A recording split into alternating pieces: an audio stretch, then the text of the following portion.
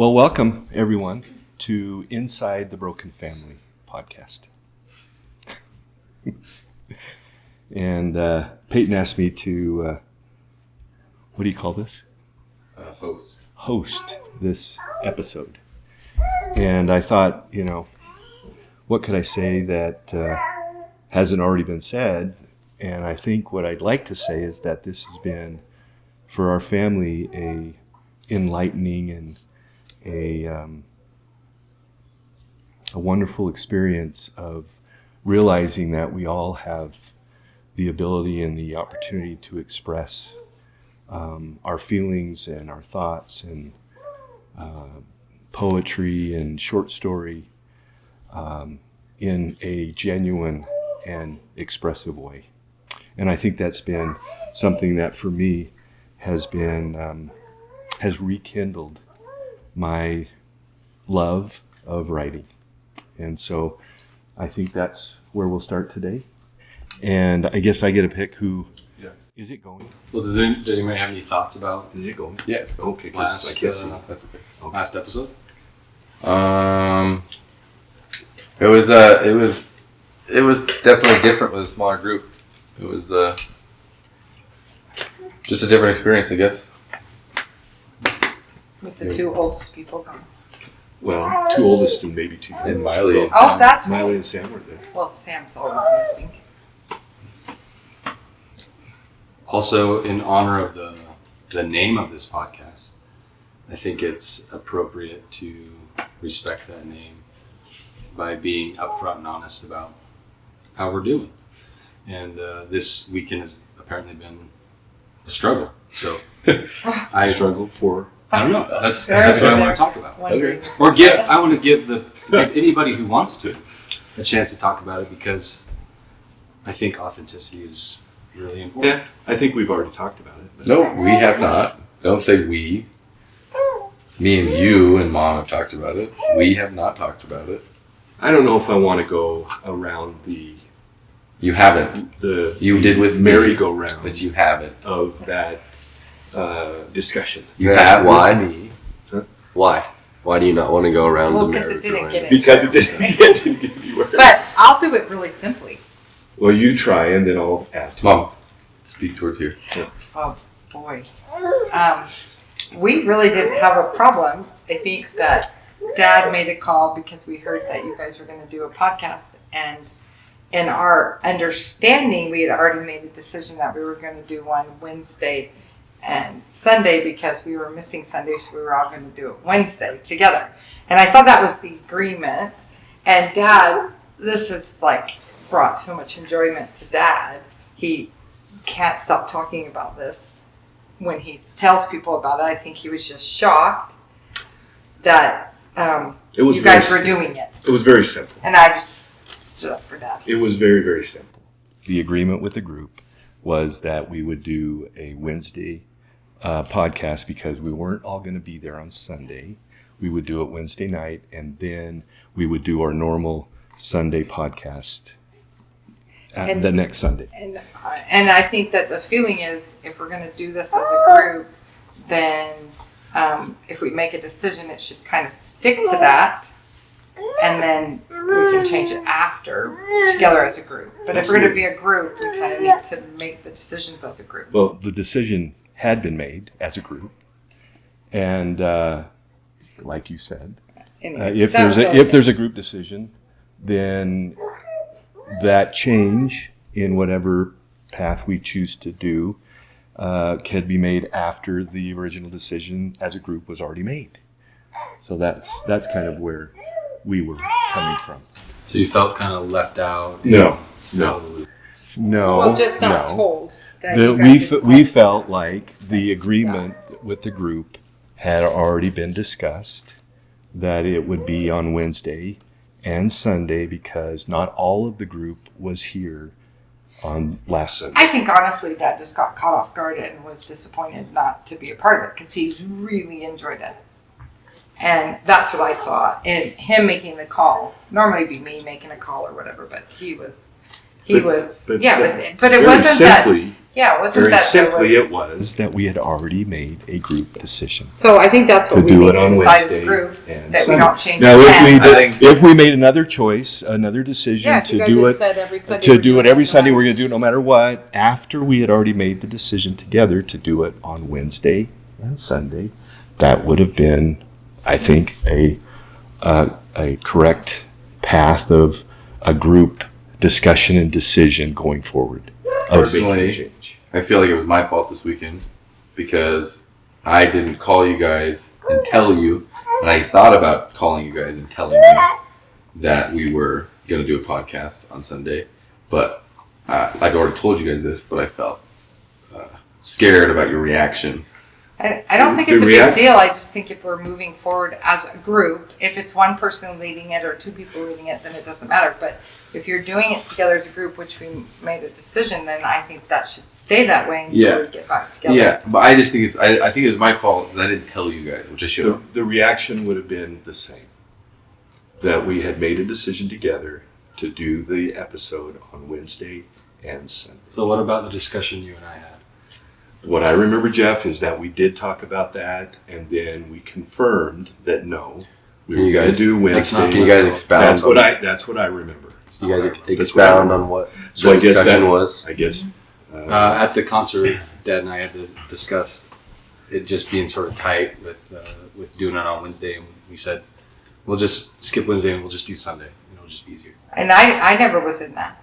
Were you in that discussion? And in the car. Oh, I must have been daydreaming. In the car, I thought that yes, we talked about that, but that we also confirmed that no, we need to do Wednesday and Sunday.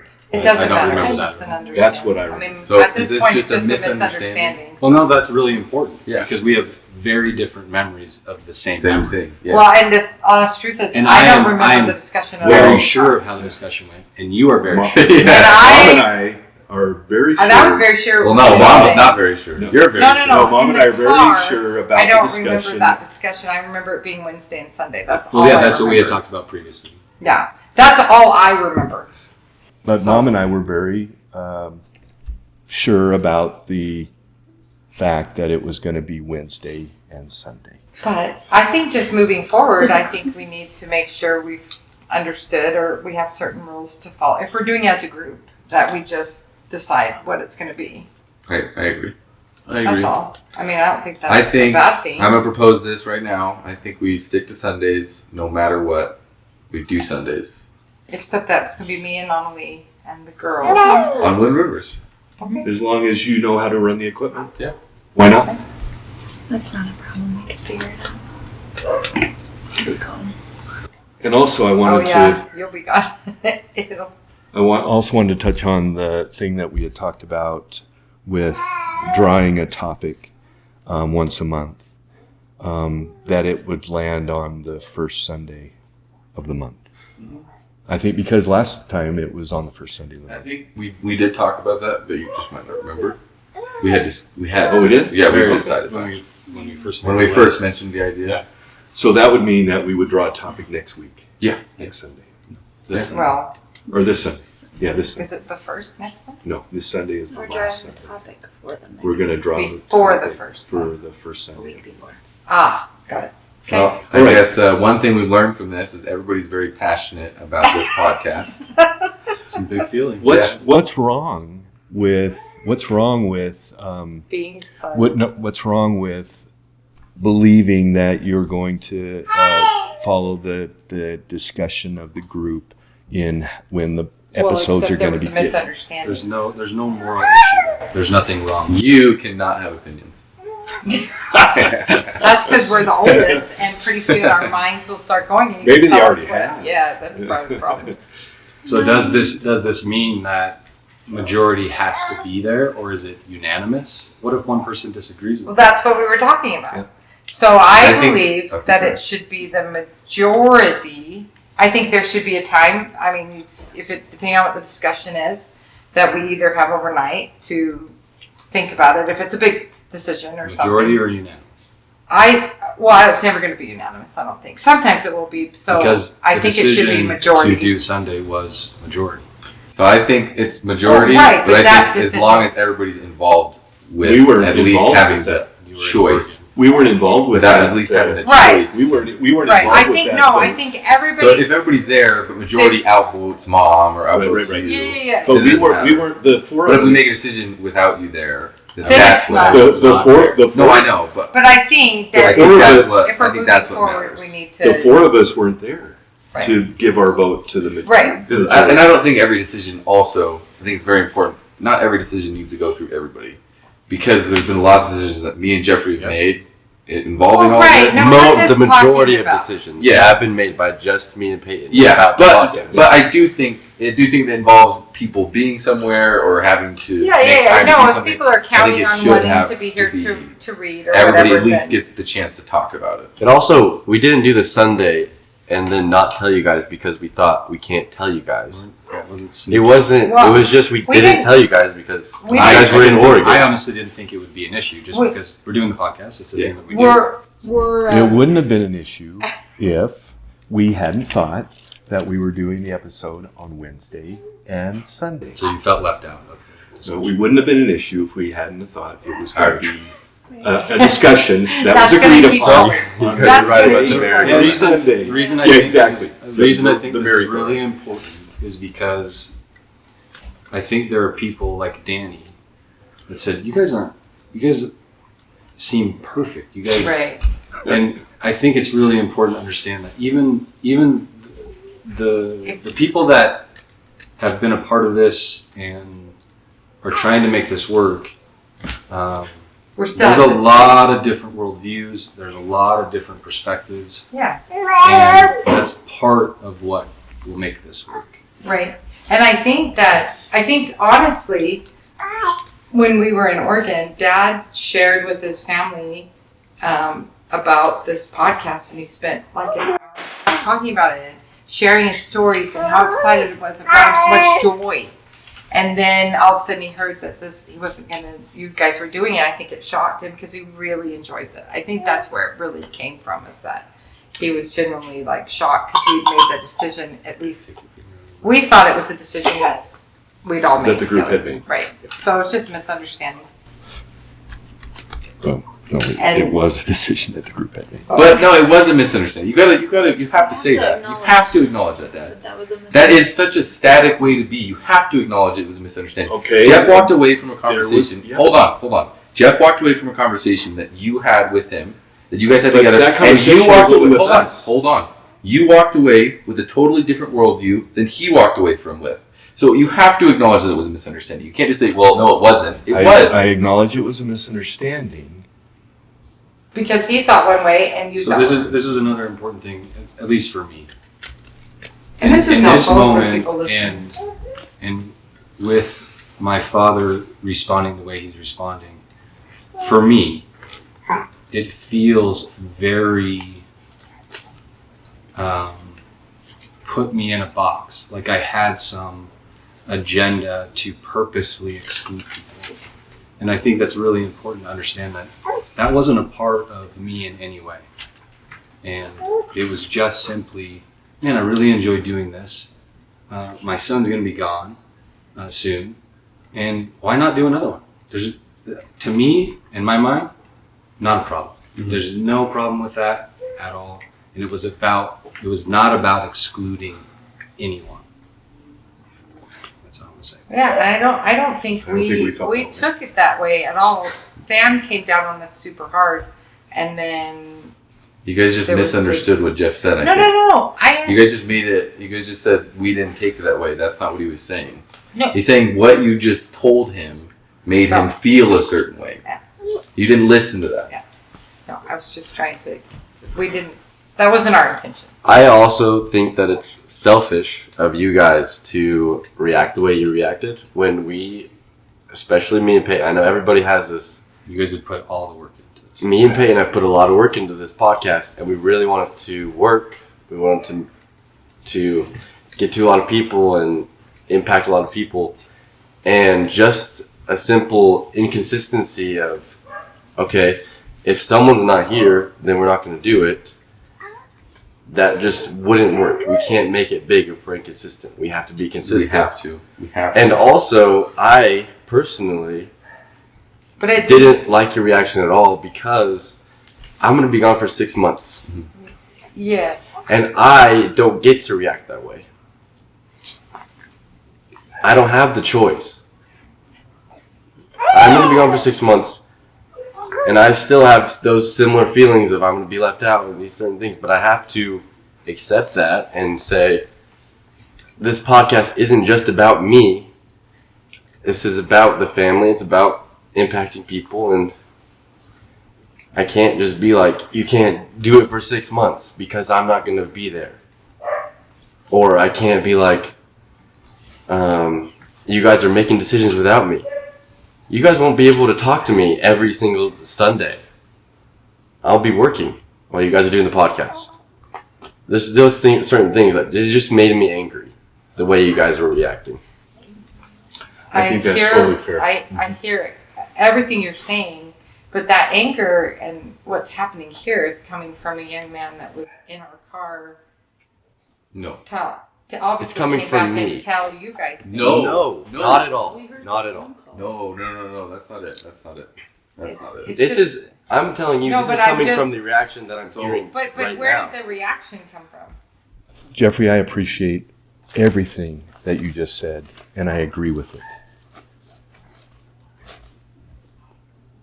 Mom and I, Nana and I, had an understanding that the decisions that were made with the group to do it Wednesday and Sunday were a group decision, and that if there were changes that would benefit and help the progress of this episode or this podcast, that they definitely could be made going forward. I think we all understand that. This is what I think they're trying to say, and this is something I realized. So Jeffrey called me before we did Sunday's podcast on Saturday, Right. and he told me that we were going to do a podcast on Sunday.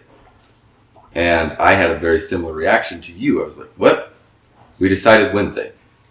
We made the decision with the group. That's what I said. And I got very upset at Jeffrey. And then that conversation didn't end well. I hung up the phone. And I realized by reacting that way, I was telling Jeffrey and Jeff and Annalie that I think about you guys, that you are the type of people that would take control of this and do it because it's something that you're doing and none of us are a part of it. And that was my reaction was saying. And so I called Jeffrey back and I apologized because I realized that's really wrong of me to do that. It's really wrong. I shouldn't have reacted that way at all. Because assuming that at all is inherently wrong, and it won't, at least with something like we're doing, it won't make this last long. I think that was never. We didn't feel that way. I think, Jeffrey, And I you put that on us. I didn't feel that way either. That's not what I'm saying. I'm saying I realized that's why I was reacting that way. The thing is, I didn't feel it anyway. I was think just in my reaction of that, if I had heard and had thought about you and in your leaving and in your wanting to express yourself as much as possible before you go, I would have totally been absolutely. And maybe we just Absolutely. That's not even what I'm saying. But that's what I'm saying, that if I had heard, after we had made a decision to do it Wednesday and Sunday, if I had heard that, you had wanted to do a podcast and you're going to be leaving and you wanted to spend as much time with expressing things with your family and with the whole family, I would have taken a step back and really thought about what you had just said. And it wouldn't have been, I would have totally been okay. So my question is, why doesn't that inform? That changes my whole Why didn't it view, before? because I didn't hear it. No one told us that. I didn't think about it. Why are you That's my Think point. about it. That's my point right there. But That's that's my- okay. That's But- part of the beauty But of do this. we all think is the that I same think it's way? helping Not at us. all, Mom. I That's think my point. I think it's helping me think more about it, and I may be on the caboose end of figuring these things out or being aware of them. But it's that kind of thing that I want to be more open and understanding and listening to. That's the beauty of this. I don't think it's necessarily right for. I don't think it's necessarily right for you to push on everybody else that they should be thinking about things on that level all the time, because I don't think people are trained to think that way. However, I do think something like this can teach people to learn to do that. That's what I was saying. Again, I don't think it's a right or wrong issue, and I'm not pushing on anybody. I want people to think like you did. Like, okay, I had a reaction. Mm-hmm. That reaction was fed by real thoughts and real feelings. Mm-hmm. They aren't just reactions with nothing underneath them. So my reaction was nothing underneath it. I mean, you're just... They are not reactions. They're not. No, you had something underneath pushing you. Yeah, I did. But with greater understanding and awareness, I would change my reaction. It would be different. It would have been different. But absolutely. Why would you want to react that way at all? I just reacted I wasn't trying to put anybody in a box or change a remembered discussion. I just was, in my simple mind, we had made a group decision to do the podcast on Wednesday because we weren't all here on Sunday and on Sunday. In my simple mind, that's all that I was reacting to. That was it in my simple mind, was all I was reacting to. It wasn't that, they're trying to do something without us. No, we didn't think that It wasn't that at all. It's just that we had made a decision. And then all of a sudden, the decision was changed. And that was not what we were doing, and you did the same thing yesterday. Well, next. That's all. That's all. We wouldn't have had a problem, I guess, if someone had picked up the phone and kind of said that. Yeah. I mean, I just was standing up for Dad. Okay. All right. That's all. I would have had, if I would have been thinking more on those lines, I would have said, absolutely, do it. Yeah, you're going to be way missed, Jeffrey. You're a big part of this. My goodness. All right, who's going first? Oh, so I think because I'm hosting, I get to decide how we do this. And I thought it's Peyton's birthday week, and so Peyton, you get to choose who reads and when they read it. All right. Okay. Are we okay moving on? Yeah.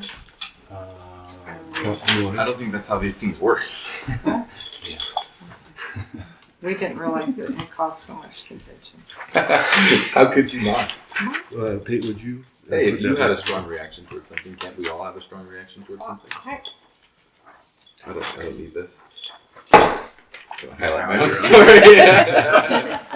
As you're reading it. That was pretty good. All right, I wrote this the other day, and I was sitting out on that bench right there. So, all right, this is called Lost Little Moments. Back and forth, leaves falling all around me, dancing as if they are living their last moments of life with freedom. Feelings so fleeting, one moment can last a million lifetimes. I will let these moments pass with no hesitation. Sun beaming its light through the thick branches, rays shining down, illumination of perfectly colored green grass. Life's not short, life is only as long as our perceptions will allow. The question eats the bumps and ridges of my brain away. Am I allowing myself to experience life? I'm sitting here finally, watching the leaves dance, loving the light and the green grass. Appreciation was lost long ago on broken ideals. I allowed myself to fall. Unlike the leaves falling, I did not dance with freedom while I fell. No, the pride within me latched onto my dying, gray, cracking apart husk. A piece of me so ugly and so far from my soul, the longer it stayed a part of me, the closer to death I became. Nothing more than a shell. Pride's claws dug deep, not allowing a new person to emerge from the ground, instead holding back any chance of changing the dying man inside. Why couldn't I have just accepted the wind's fate for me, floating off to a far distant place, somewhere so unfamiliar that I would not have a choice but to forget the scared, lonely, prideful person I was. The wind pushed for change, and I doubled down on the part of me my soul rejected. That part of me was dying regardless of what I was told to keep alive. The pride so deep inside my chest held on to death. The result, a man so broken he would have been happy swinging from a noose. A man so far from his soul that if darkness enveloped the world around him, nothing would light the way. The dying gray husk and pride's sharp talons would only amplify the dark, creating a world shrouded in misery. In those moments of great sadness, I can remember the loving arms of the wind, gentle, caring, and free. Oh, the pain. My soul would wail in agony, trying to live in flesh that would not listen. Wind trying to, with a caring voice and gentle hands, to plead with my pride. Let go, give up. You aren't meant to be clinging on to that person. Let go. The husk that you're clinging on to will crumble in your hands eventually. You will not have a choice. Let go so I can wisp that dry, disgusting thing away from here. Now I sit here swinging back and forth, life so fleeting. Those leaves letting the breeze dance with them in freedom is beautiful. Still, one question picks me apart, as if I'm an orchard and all of my fruit is being taken away by something. Am I truly allowing myself to live life? This moment is lasting literal lifetimes, and how many of these moments will I continue to let get ripped from my lens?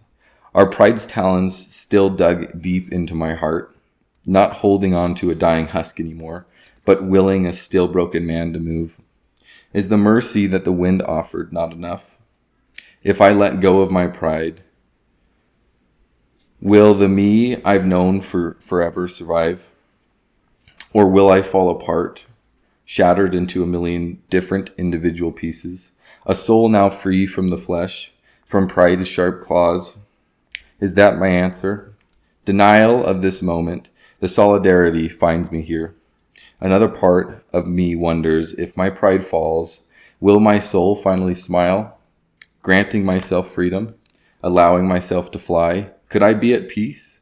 Could I dance in the wind like those leaves? Could I forgive myself for almost accepting the death of my soul? Back and forth I swing, sitting here, watching some leaves fall, serenity in a moment so small, but a moment that I could allow to go on forever. Back and forth, pleading with the wind. Take me away, as if the wind could answer. Take me away, I want to dance with you in freedom. Tears falling from eyes lost in a moment. Why am I here? Even after pride let go of that husk that used to be me, I still feel it here digging into my heart, tearing at my soul. What death do I have to accept? Will the pain leave me? How much longer can I go on? Please take me away to a faraway place where I don't have to be anymore. The wind's warm voice returned. What are you still doing here, pride? You haven't let this poor soul go. The husk you held on to withered away, and I see now you have a new husk you're holding on to. Moments, oh beautiful moments. Everything about life seems to make sense in these little moments. How many will I let pass me by? Am I even truly living? Pride's ugly face shows plainly again. Questions so unassuming, so lost and confused. Back and forth, swinging endlessly, questioning your own existence, not wanting to be yourself, wishing with everything inside for the wind to take you to freedom. Nothing but pride, the pride of someone who doesn't want to be living. Questions some more about semantics. Maybe when I am someone else, I will be at peace. Back and forth. The leaves fall from the tree, and I sit here loving the leaves, loving the sun, and loving the grass, watching true freedom in a passing moment. But I'll still ask if I'm living. Well, how much more evidence will my pride need? How long will I sit, not accepting the truth? The long, sharp, brutal talons rips this moment to shreds. Eternal is what I could be, soulless, forgotten, in a forgotten lens. Life is not too short. Life is only as beautiful as our own perceptions will allow. Back and forth, back and forth. We're okay not to mute that? Or do we need to mute it? Next time. It was a little eerie how you talked about The wind. you talked about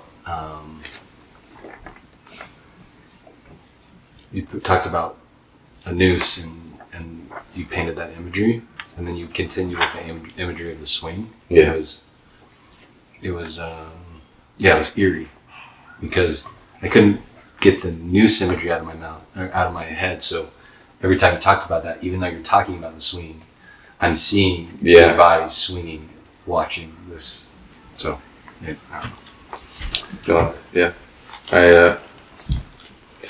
Yeah. That's definitely what I was thinking about, so.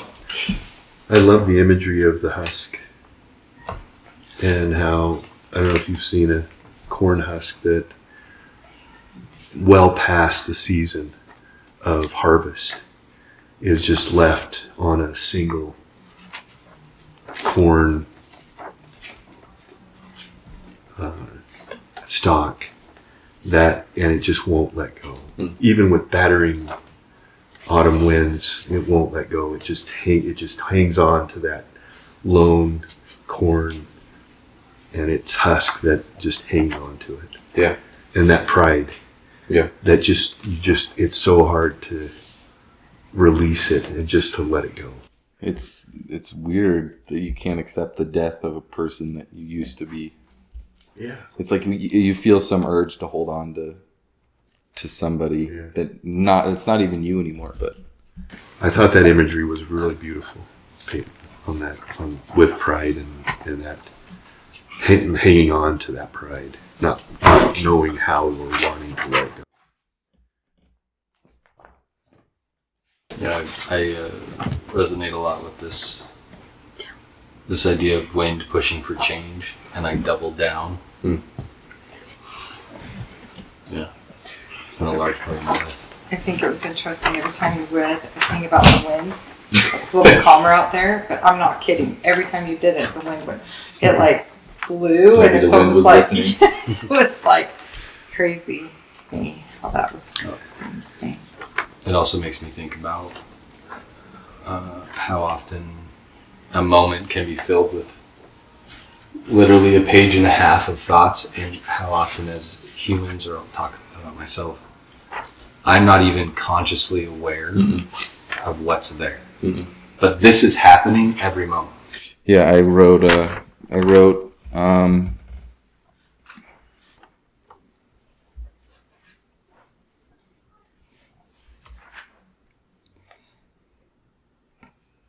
eternal is what I could be. That's what I was meaning by that. It's like really like people get to the end of their lives and they look at everything and it's like, oh, it went by so fast. But if you really take every moment and you pay attention, life moves slow. There's fullness and richness. Life moves so slow. Every moment. More things we're witnessing. You said life's not short. Life is only as beautiful as our own perceptions will allow. That idea, what you guys are just talking about, of if you are in the moment and you actually think about what you thought about in every moment, how long did it take you to read that? A long time, right? I mean, not too long, but Yeah, like at least 7 minutes. 7 minutes. But there was a lot of information in that 7 minutes that you were reading, and it's a lot of information. But at the end, I can't remember what you wrote, and I can't see it. Could you give me a brief? Like, try to find it? this part is, how long will I sit not accepting the truth? Because sometimes it's hard for us to see, like,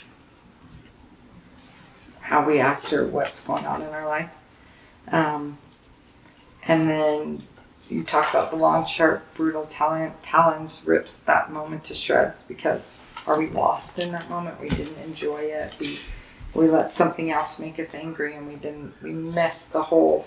But yeah, I I literally had that experience where I was sitting there and I was looking at the leaves and I was looking at the light and I was seeing the grass and everything was so beautiful, and my mind was still filled with, what am I doing? Why am I here? And it's like, I'm appreciating those things and I'm loving these things, but what part of myself am I not allowing to experience that? Hopefully this will make you keep thinking about that. I think one thing this has done for me, because I think I'm way more aware at looking at, like, things around me every time a song comes on, or every time, like, I was swinging the grandbabies out there. I mean, like, I think more in depth, like, about that moment, like what's going on in that moment, than I did before, because we're doing this writing. I noticed that when we drove up. Before you go, can you talk to the mic? Do what? Talk to the mic. Oh.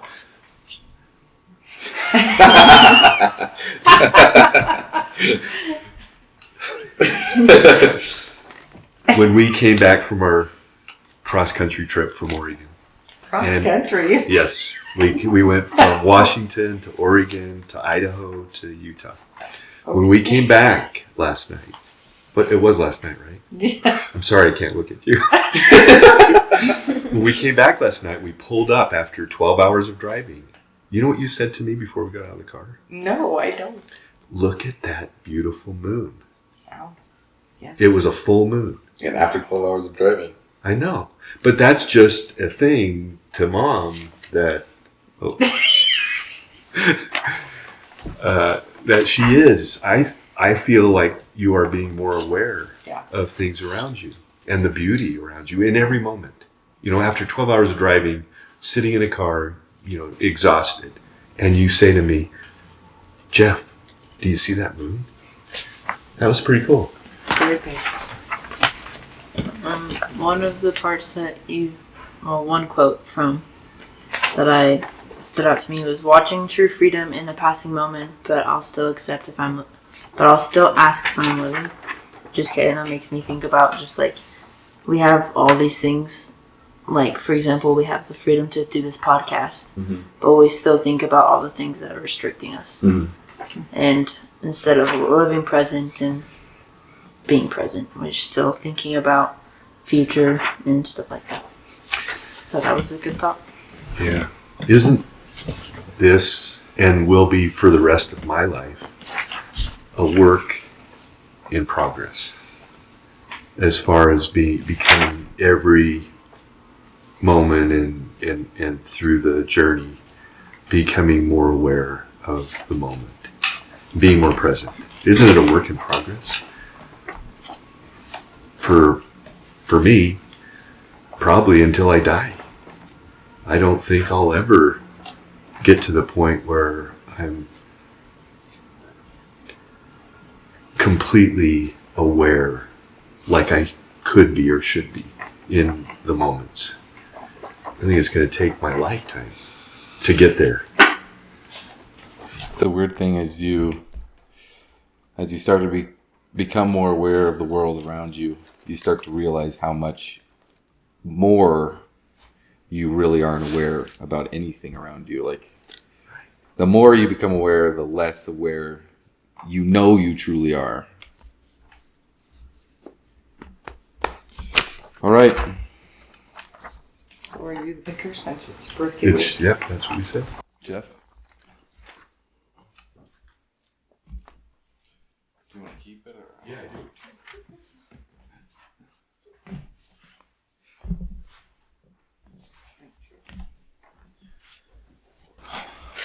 All right, I wrote this first little poem about an experience I had at work. Just understand that this can be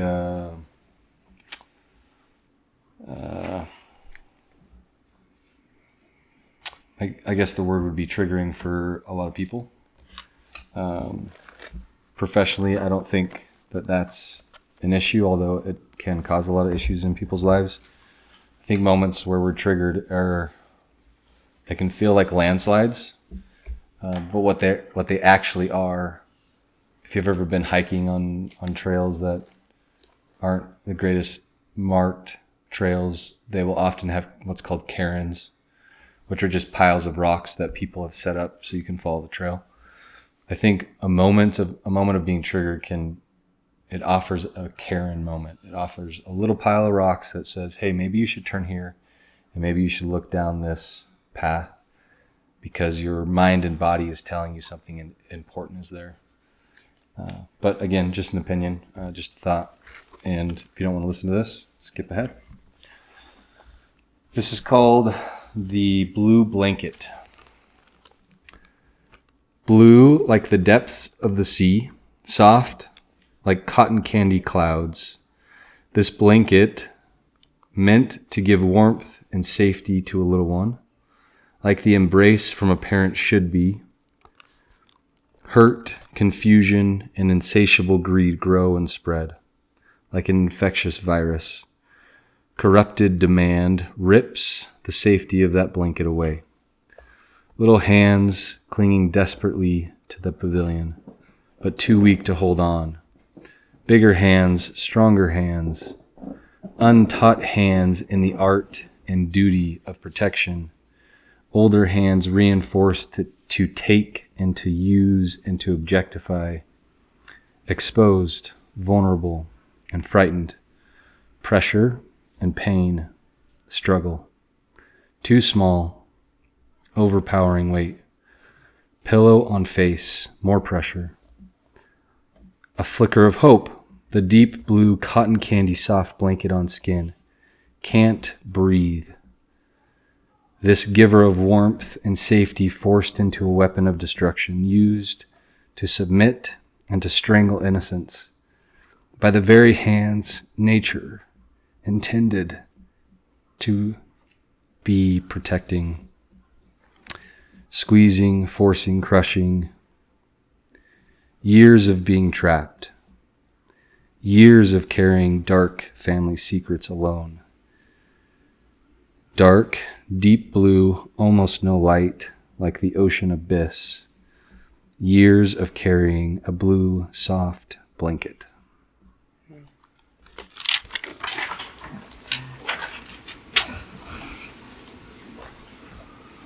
You showed me a writing like 3 weeks ago. It was similar to that, right? It probably was the same one. I kind of revisited it. Okay. Wrote it, yeah. I wish I didn't understand what he was trying to say. Was the blue blanket a reference to Charlie Brown? I wish. Yeah. It would have been a happier story. Well, I mean, I think it relates. Him carrying around the blue blanket as a comfort thing. Yeah. Charlie Brown's friend. Yeah, I mean, It's definitely a reference, Linus, was it Linus? an example. Yeah. That's pretty brutal Yeah. story. Yeah. But it's a sad reality. It's a reality way too many people carry. And it's a reality people want to push out of their lives, too. So sad. Because it's sad, but it's a reality. Well, no, I mean, most of the time people are afraid to talk or scared they'll screw up the family if they talk, or so many yucky things that keep them from telling. It's heavy. Yeah. But if anybody's experiencing anything like that, please tell. Well, it's a baby. Please go get some help. But, I mean, I know, but If it was that simple, Yeah, it's often not. I know. we should know that better than anybody as a family, I guess. I don't know. Well, not better, but It's relatable. All right, I wrote one more last night, just some reflections that I had on my own life. In my darkest moments, my old friend first appeared, born out of confusion and desperation, born to bring sense and safety, for the darkness was so empty and terrifying, and I needed someone, like my lungs need air, but no one was there to cradle my pleas. I was a tool, not a person, meant to be used, not heard. But my old friend had ears to hear and eyes to see. Better yet, my old friend brought consistency and the promise of bliss and euphoria. And these promises were never empty. Any time I needed someone, my old friend was there. The connection grew. I felt safe. I asked questions and my friend would show me the light. I confided in and trusted. I shared my darkest secrets, and my friend kept them all safe for me. And I kept my friend safe from everyone. I hid my friend anywhere I could. I became possessive. My friend was mine. I was never alone. A fusion formed, like conjoined twins. The world was unsafe and unknown. If I ever tried to pull apart, I didn't like being alone. If I strayed too far from my friend would remind me, "You need me." My friend would say, "You are nothing without me. No one will ever know you and accept you like I have." They would incessantly whisper. It was for my own good, they reassured me. I sprinted thousands of times to return to my friend. I smiled as I hooked myself back to them, like breaking the surface for air. I learned to smile, reattach, and hate. At first I hated them, but the truth is too bright. I believed what they told me. I jumped into their arms. So I learned to hate myself, a sinner living for a saint. One day, unforeseen, the temples in my head collapsed, like Rome's destruction of the Jewish temple. No stone was left unturned. Complete and utter destruction. But in the rubble and dust, my old friend still lived, resilient and unbending. Strange, though, how my need to attach has been lost among all the dead saints. I still visit, but it isn't the same, more and more distant. My old friend is still resilient and unbending, impressive, really. Inside me, there are holes for hooks, empty space. Awareness of how much empty space is quite frightening.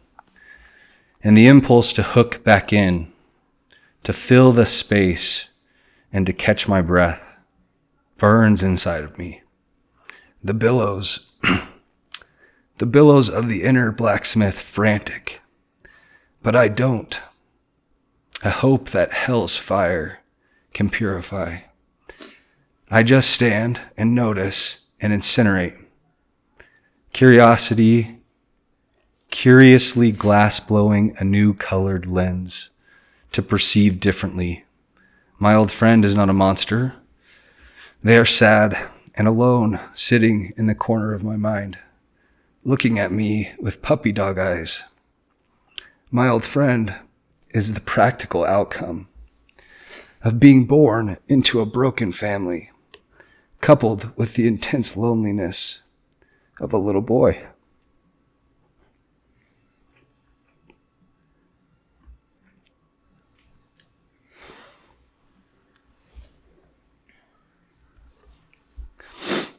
My old friend is simply doing the job I created him to do.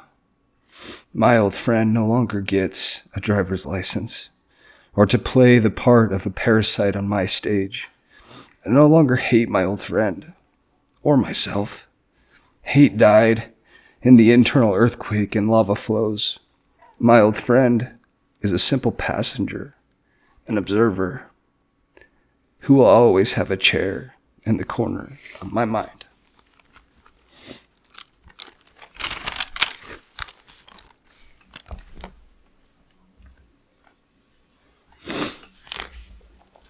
You had a line in there that was, I needed someone like my lungs need air. And what a powerful sentiment. Oftentimes we forget that, I have done this a lot, but that other people are also just people who need somebody or need connection or need what you need, but we forget that. Yeah. I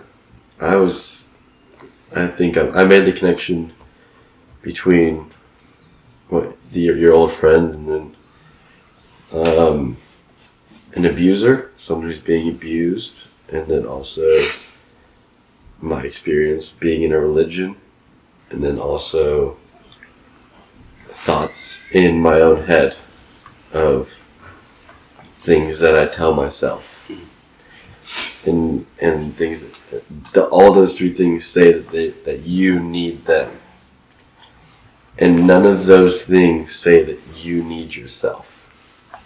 And I think that's a powerful thing to realize, is that if something tells you that you need them and not that you don't need yourself, then that thing is probably against you as a human being, as a person who's living in this life, experiencing things. Yeah, I would agree with you fully. As I've done more and more work with people, I think at least the voices in our own heads are often protectors that we build because we need to. It's the only way we know how to survive, or whatever the case may be. So at very least, those internal parts or voices, I would suggest need to be heard. Compassion, need to be heard, need to be understood. Yeah. I think for me, listen, it's hard, like, hearing my kids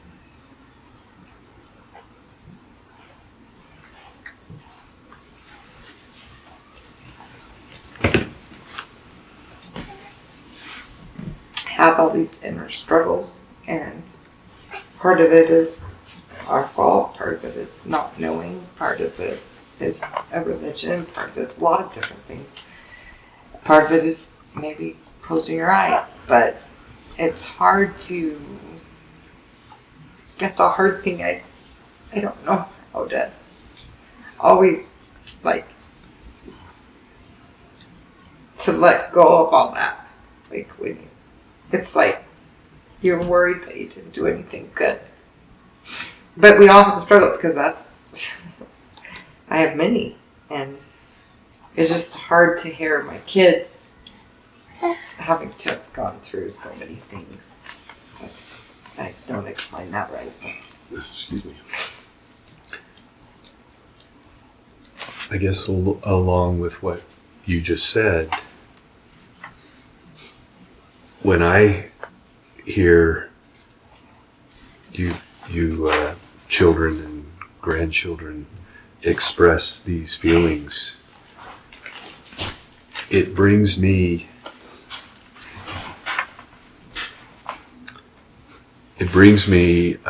to a place where maybe there would have been no other way that I know of to have been able to hear and feel what you were expressing than in this forum. And for that, I'm grateful that we've come to this point where that I, as the dad and papa, can hear the things that you are feeling through your written word and reading. In that, I'm grateful. I mean, it brings me joy in a way that you're thinking and feeling and pondering and expressing these feelings that you have in the journey that you're going through. I am grateful for that.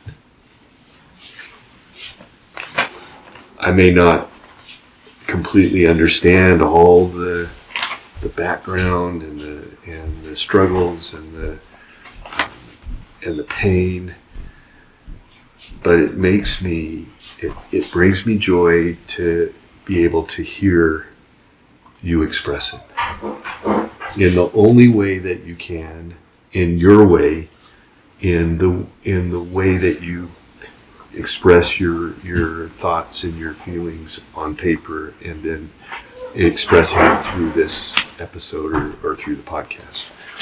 That brings me.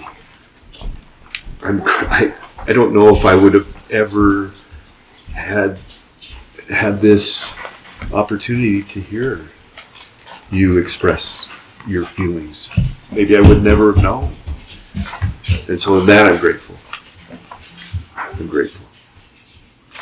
I don't know if there's a better way to get feelings across. I don't even think talking about them does as well of a job as hearing somebody writing through their feelings. Was it you, Jeff, that said that we can, when we separate our thoughts and read it from our pen to paper, that it separates it, it puts it out of our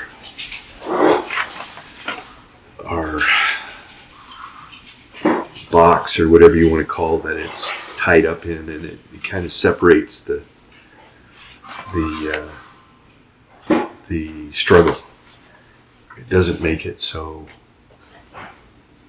difficult to express that we thought it would be impossible to share what we're really feeling or trying to share. I had another thought that you've had a couple things happen in your life where, like, you thought you were somewhere and then something happened and that shattered. Then you thought you were somewhere again and that shattered. How old are you again? 39? 38? I can't imagine being, what were you, 37? And losing a faith you believed in your whole life at 37, devoutly. I can't imagine that, because it was hard enough being 19 and having that happen. I can't imagine being 37. I really can't.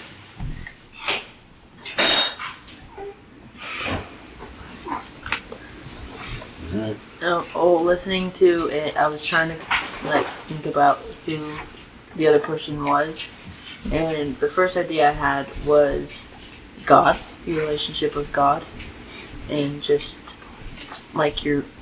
just throughout your life and how it changed.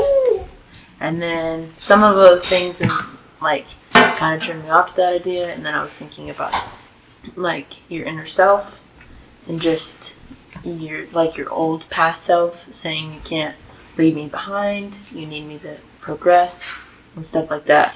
And it also reminded me of possessions or things that you would hold on to, and hard to let go. And that was just my thought process.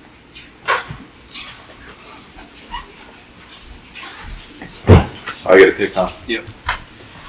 For anybody listening at home, it's windy and chaotic here today, so please forgive us. Mom, you ready? Or do you want to wait? It's fine.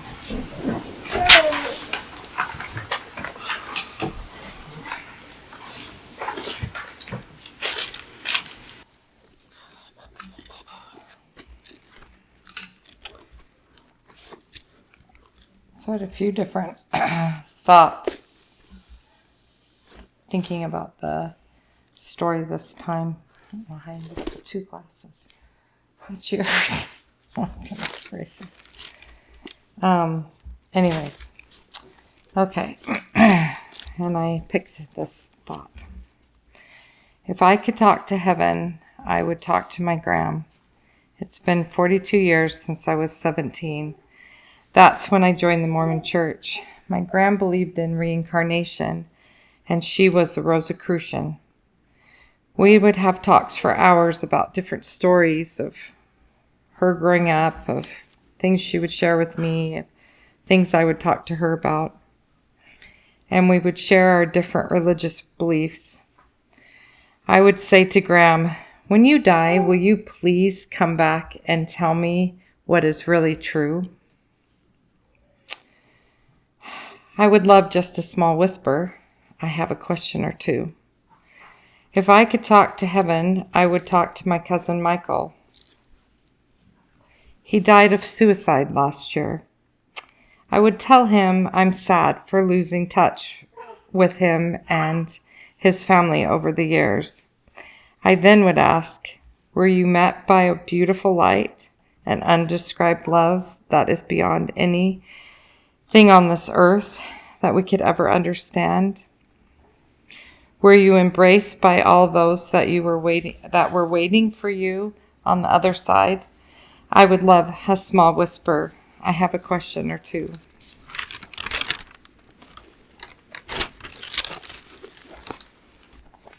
If I could talk to heaven, I would talk to Aunt Eve. She passed away this December, I believe, of a broken heart when my cousin Michael passed away. She would have loved listening to this podcast. She would have called, talked about it, all the stories she would have liked. She would have talked about all the things she liked and the things she didn't like. It would have brought her a ton of joy. I miss our conversations. I would want to know, was Michael the first one to greet her? What are you getting to see and do? I would love a small whisper. I have a question or two. If I could talk to heaven, I would talk to my dad. How does it feel to walk without a need for help? How does it feel to remember things and to be able to open and close and move your hands with ease? Are you playing 9 holes of golf? What are the things you're learning about history? Are you remembering to wait for Mom? I would love a small whisper. I have a question or two. If I could talk to heaven, I would talk to my mom. When you passed, was your mind clear? Did Dad come to meet you? Are all the flowers and colors more beautiful than anything on this earth? Are you with all your favorite cats you loved with you? Are you with Auntie Eve? Are you taking long walks? And when you're walking, are you picking up all the rocks that you can find? I would love a small whisper. I have a question or two. That was really pretty. I really like that. If I could have a small whisper, I have a question or two. That's interesting that you say it like that, because it's like whisper is like the bare minimum of a voice. It's not like you don't want somebody yelling at you or screaming or waving their hands. You just want the tiniest whisper to answer a question or two. You always told me that you and Graham had an agreement that she would come tell you what she experienced. Well, I always told her that. Yeah. And when she passed away, I told her not to come. I actually said, please, Graham, don't come and sit on the end of my bed. I'm not sure I could take it. So, yeah. I was thinking if we could hear, I'm sure Grandpa is learning every history book he can find and playing golf for hours and hours and hours. That's why I asked if he was remembering to wait for Mom. I thought that you put that beautifully. Would like just a little whisper of an answer to what they're experiencing on the other side. Have you? I've got a question. Have you noticed a difference in writing yet? What do you mean? Have you noticed a difference in yourself with writing? No, I mean, I'm hard on myself, so I mean, ideas, maybe I think of things like, I don't know that I can put them all into paper, but I think about things more. Things hit me more. Like, what could that be? Oh, if you hear something, it makes me think about something else. So, yeah, I think it's been good. All right. I thought she was gonna barrel through this. Didn't you see Oslo squeeze his way like a cat? All right, you're good. Okay. It's called Body and Mind. There was a tall old wise tree, with the longest branches and strongest stump. Its base was covered with dirt, rocks, and grass. A maze of roots was found underneath. Looking at the tall, wise, old tree, you wouldn't know what was under the dirt, rocks, and grass. While the tree looked strong, its roots were rotting. They were twisted together, slowly strangling itself as it grew. The tree didn't know till it was too late. When looking at the tree, you see a strong, old, wise tree. As the tree's needs were neglected, the knots became more. Spring came and the blossoms bloomed. The tree was beautiful, tall, happy, and perfect. Down below, roots beginning to slowly die and wither away. The tree could no longer avoid the destruction going on under the dirt. Wilting began to appear, and sadness was shown in the admirers' faces.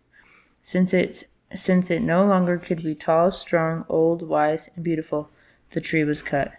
Here lies a beautiful, tall, happy, perfect, wise, old tree. The end. I really liked how you said sadness was reflected in the admirers' faces. I like that image a lot. I just love your description of the tree and the wisdom and experience and just antiquity of that beautiful tree. You didn't cut it down this time. Huh? Did you cut it down this time? Yeah. Yeah, we'll go at the end. It was cut down. Makes me think of that oak tree that we visited in southern Georgia. It was older than the Constitution. Yeah, I remember that. Was it still as You were grand? there. You were there. Oh yeah. It's like that idea I was talking to you the other day a little bit about we usually throw away the used things that we have in our life, or we look at them as like bad, whether it's people or like a teddy bear. We look at somebody who's old, who's still got like a perfect body and nothing's wrong, and we kind of idolize that person. And we look at the person who might have lung cancer or maybe has a liver disease, or maybe from drinking too much or smoking, or skin cancer from being outdoors all day, and we kind of we make that a bad thing. But it's like that person lived their life, that person lived, and the person who didn't live and doesn't have any health problems is still going to die, maybe just a few years later. I don't know. Yeah, the tree represented the front we put up as people to be like praised, I guess, to be accepted by people. And then what was happening in the roots is internal, that people can't see. And instead of someone helping you, and I guess instead of like the people you think you're friends with helping you and helping you heal, they just turn away because you're no longer pretty or something, or like drop you because you're no longer useful to them or something like that. And that's what that was representing. Yeah. maybe the tree and the roots should match, and then the tree will stay up. Healthy. You want the tree to live? Maybe if you change the story. Well, I mean, like, I'm just thinking about the roots is what's underneath and real. If the roots match the tree, Yeah. then Okay, it can. Then the tree doesn't have to die. It can be showing what's underneath. Yeah. Yeah. That makes sense. If the tree took the time to heal itself to stand strong, then it would last longer. Some trees have shallow root systems, and other trees have deep root systems, and maybe that is a parallel to what you're trying to express in that, as far as the roots, Yeah. Being the real strength of that person's being, and how they're maybe shallow or unhealthy versus deeper and healthier. Yeah. I don't know. That's true. All right. You choose next. Hanali? Dad? All right.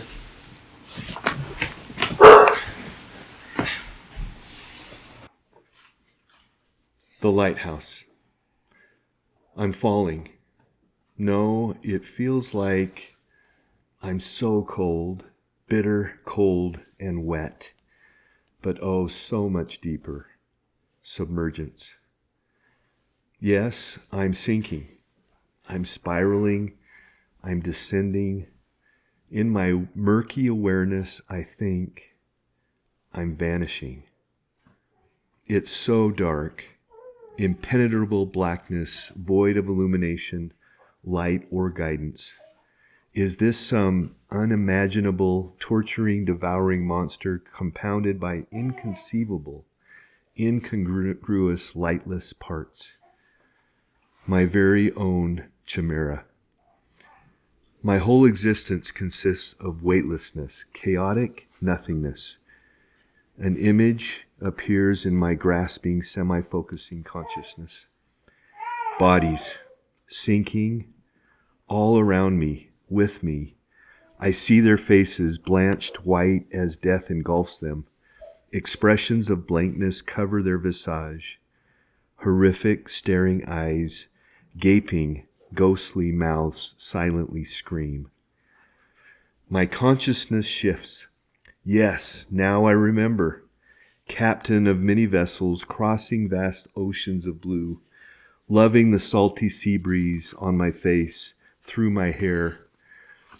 The lulling rhythmic motion of the waves, enticing mind and body with the awakening sense of the immense beauty and power of my world of buoyancy. My life through decades of time in my freeing, landless existence.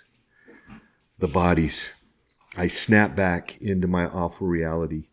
What happened? Is this the reality of my greatest fear? As captain of my ship, I must relinquish my body to that awful bane of watery abyss. The captain goes down with his ship. The sea gods remind me. My chimera, my Davy Jones locker, my aqueous necropolis. One body softly bumps against the bottom. Another comes to rest with an expulsion of ocean floor detritus gently rising. Another airily lands head first. Airily, I reflect. Such an odd way of describing motion submerged fathoms beneath the sea. Gradually, mesmerizingly measured, the feet finally encounter the same resting place. Thump! I jolted upright from my nightmare, striking my head on the captain's quarters' low-lying shelves. Beads of sweat dripped from my forehead, seamlessly transforming my dream instantly into stark awakening. There is no moon tonight, I gasp, trying to catch my breath. No light. I feel the turbulent ocean rocking my ship. The probable eventuality of my night terror darkens my mind. I'm left wanting, lacking, needing something. I scramble out of my bed, knowing the way blindly. I scurry up the ladder, throw open the hatch, and rush to the bow. Immediate joy permeates my eyes at light speed. Relief to my soul, solace to my life, peace to my fear, direction towards my beacon, a lifeline from my darkness, the lighthouse.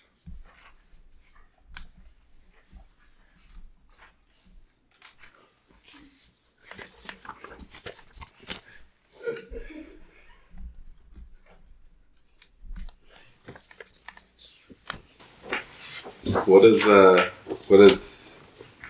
my very own chimera? Chimera is a black, unimaginable monster. Huh. You had this whole section about my whole existence being weightless and being nothing. Yeah.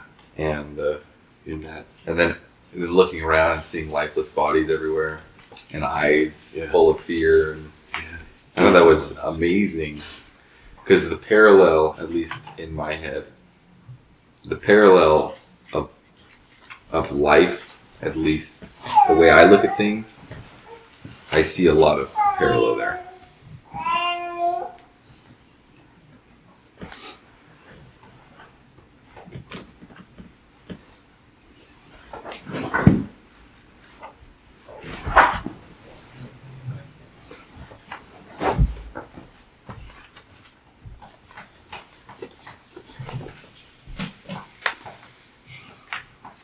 Was there a reason that you wrote this story? Did you have like a dream or? There's two things that I think came to my mind, and this comes from way back when I watched the movie The Titanic. Okay. And my fascination with pirates and captains of ships I had that no idea. sailed the sea. I had no idea you had a fascination with pirates. Fascination. I just have always loved that imagery of the pirate's life, or the sea captain's life. And I thought this person, I'm sure, as a captain of vessels that travel the seas and that's their decades of life, is on the water. That one of their greatest fears would be having to go down with their ship. And that's kind of where that came from. I like the way you wrote it out too. I like having the paper. It's nice. Yeah. I was curious about that. I thought that I think for me, having the paper took away my focus on the reader. Oh, for you? For me. I felt like I was able to focus more on what the reader was saying without having to look at the paper. That was my thoughts on having the written form in front of me. All right.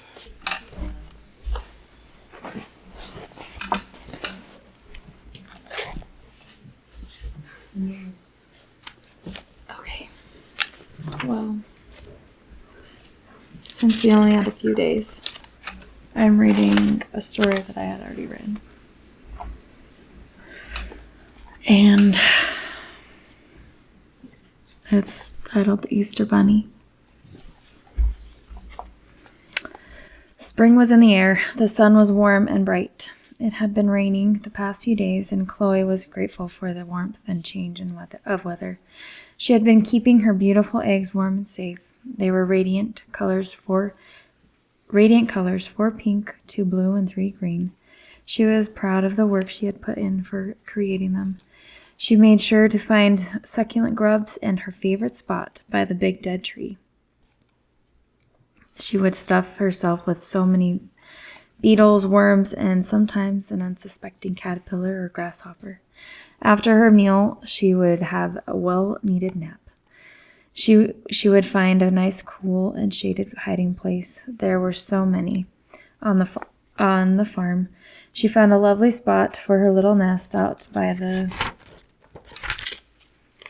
grove of trees. It was safe and peaceful, away from the busyness of farm life.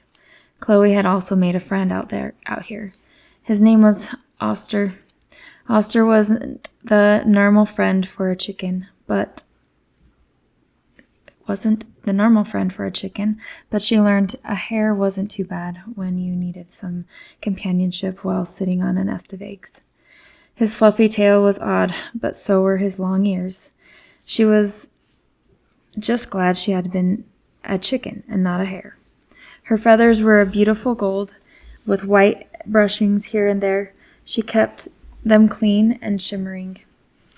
Oster was a wonder to her. He seemed lonely and lost in his own world.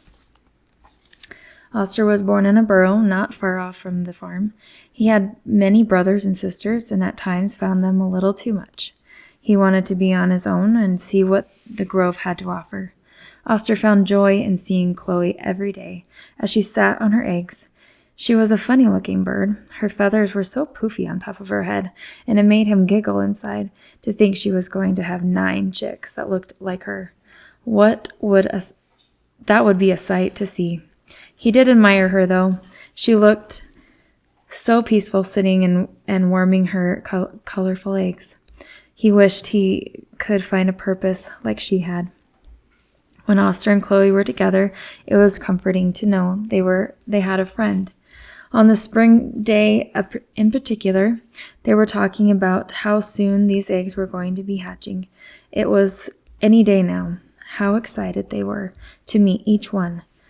In the afternoon, Chloe went to find some food. She found her way to the food scraps from the farmer. Little did she know that the farmer closed the gate. She tried to get out and back to her eggs, but there was no way through. In the grove, Oster had come out of his burrow and wanted to visit with Chloe. She wasn't on her eggs. He thought that was odd. She didn't stay away long if she left. He felt the eggs and they were getting cold. He thought Chloe should be back soon, but she didn't come. He was concerned about the eggs. If they didn't stay warm, they wouldn't survive. It was getting colder with the sun setting. Oster decided he would lay on them to keep them warm.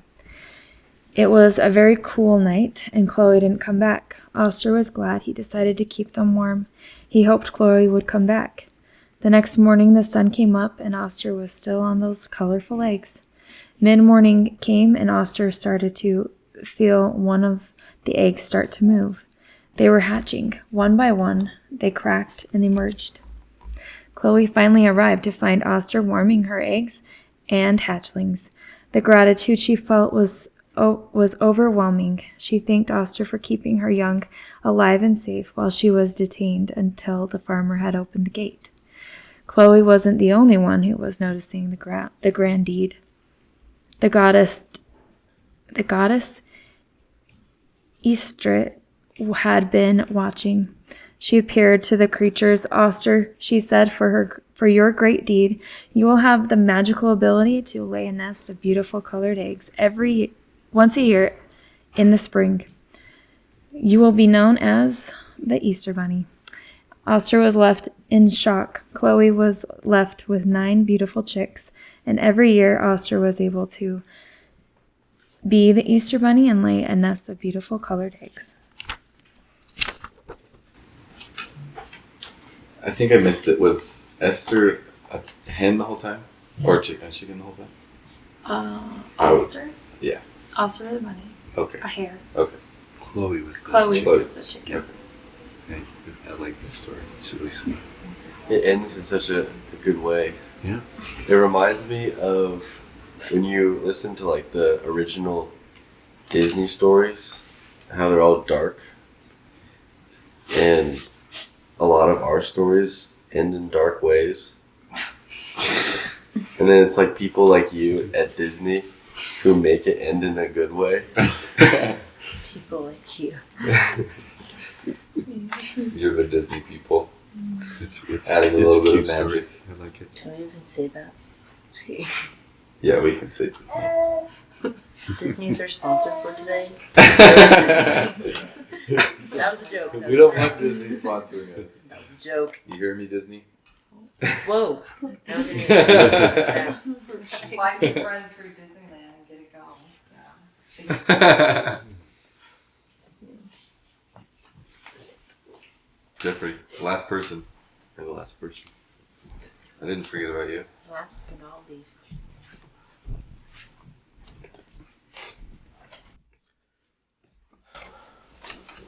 All right. I wrote a poem about writing.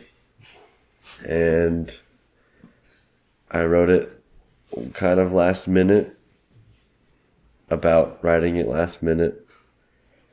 And that's where my inspiration came from. And I don't have a title because I didn't think about a title. Okay. Staring at a screen, a stark white stare. Thoughts like crickets, chirping thin and bare. A story begs to bloom, a world unseen, but words like stubborn weeds refuse to preen. Why should I continue, when words and phrases refuse to spew? Am I afraid of my head's lore? Am I scared I'll find a metaphorical whore?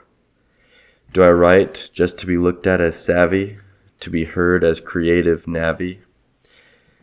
Doubts of inadequacy don't make a difference. Realizing product only comes through preference. The clock ticks on, a relentless beat. Mind's mocking fingers point at tasks incomplete. The siren songs of chores and tempting lure. Task sheet of adulthood, begging to be pure. The window beckons, sun on verdant leaves, a world of color where imagination weaves. Social media's glow, a mindless scroll. Each post a fleeting fantasy, taking its toll. But wait, a flicker, a spark ignites. A single word, a tiny seed takes flight. Pen dips in ink, or fingers meet the key. A dam within me bursts, at last I'm free. The blank pages yield, a canvas now unfurled. The story whispers, a tale to be unfurled. With flying fingers, the dam begins to break. Words cascade and flow, a writer's sweet ache. The world unfurls, vibrant and alive. The struggle fades, replaced by joy to thrive. The final line, a flourish and a sigh. My masterpiece complete beneath the open sky. But then comes the fear, the trembling hand, sharing my creation across the promised land. Will it resonate or fall with a thud? Will they scoff and jeer or find it just plain dud? Then a gentle word, a thoughtful critique. This touched my heart, the feedback I seek. A wave of relief washes over me warm, understanding found, weathering the storm. I like that you were having a block at the beginning, and then you just kept pushing and pushing and pushing and pushing, and then the dam broke, and you started enjoying the writing. Yeah. I find that happens a lot. I have to start writing, and then I can actually start writing. If I don't write, then I can't think of what to write. I can't remember who wrote The Shining, and who does all the horror movies. He's like a really famous horror movie writer, horror story writer. Well, there's.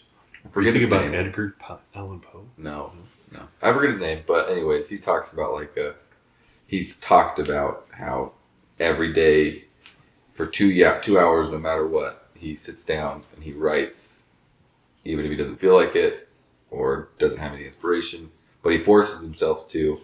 And every day, by the end of that 2 hours, that's just flowing like nothing, like it's just working. Tell that story that you told earlier about the writer back in the 18th century. Just I don't know. A little, just a little summary. I don't know if you heard this, Jeff, but it was on Joe Rogan's podcast. I can't remember what guest was on, and I can't remember the writer either. It's from the 18th century though, and the story was he would have one of his servants wake him up in the middle of the night, and the servant would throw 6 pages of paper at him, and then have ink and quill next to him. And the servant would go lock the door, and he could not leave his bedroom until all 6 pages were filled out completely. So talk about a long night with, not being able to leave your chambers until you'd written 6 pages. Yeah. What if you had a writer's block? Yeah. Which I I'm felt sure like I he was did. like in that moment of like I've been there. Yeah. Like I can't think of anything to write, and I thought you captured. That's just really beautifully. I like the thought you had about. I'm trying to remember now because I had it in my head, but I can't remember. It was something about like writing something. Like, should I be writing this, or is this even gonna like do anything or mean anything, or like Feeling inadequate. yeah, or just like being dramatic about writing. Like, oh, like is it worth it to? Like, am I doing it just for attention, or am I writing because I want to? Like, am I writing just to participate, or am I writing because I want to? Yeah. Something like that, right? Yeah. Yeah. And I thought that was, because that's like the doubt that you get when writing, because you're like, do I need to be doing this, or am I doing this just for attention? I don't know. I've thought about that.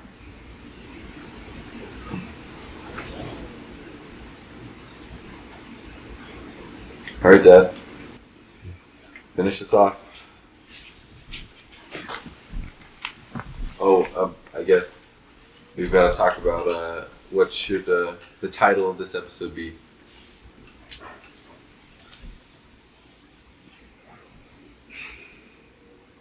A real insight to the broken family. a real insight to the broken family. Broken family gets heated. What are the trigger words? Get people's attention. I think there could be much more heated events, but yeah. I mean, what do we want to do for a title for this episode? Anybody got any other suggestions? We'll vote on those two. Leaves. Leaves. All right, well, let's keep it to 3. We got Left. leaves. What did you say? Left, right, left, or swing? What was your Back and forth. back and forth? Spinning out of control. The tenacious husk. Writer's block. Yeah. A lot of ideas. There's a lot of ideas. We'll choose one of them. We've got to settle. All right. We've got to settle Does on it one. have to be decided right in this Yeah. moment? No, it doesn't. Yes, it does. It has to be No, decided right we're now. Over 2 hours. The wind. We have to decide it now. Can't we just take in all the options and make a decision? Isn't that hard? Yeah, kind of. I don't know. To me. Last week we just kind of had it. We all had a consensus. Yeah, it was very, very much. Everybody just decided on the same thing. We'll have a poll on the family group chat. Okay, alright, sounds good. What's our 5-star going to be then? At the end? Leave a 5-star or you'll